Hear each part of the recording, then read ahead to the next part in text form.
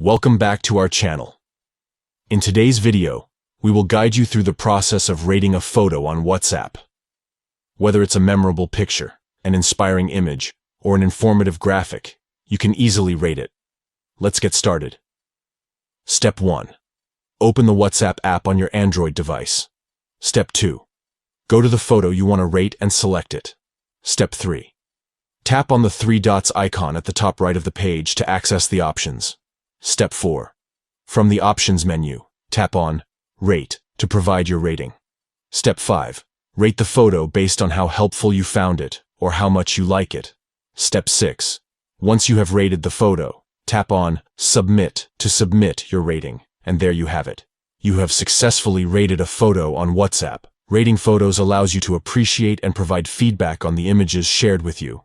Your rating can help others in the community discover amazing photos and inspire creativity. Thank you for watching today's video. We hope you found this guide helpful. Don't forget to like, share, and subscribe to our channel for more informative tutorials. See you in the next video.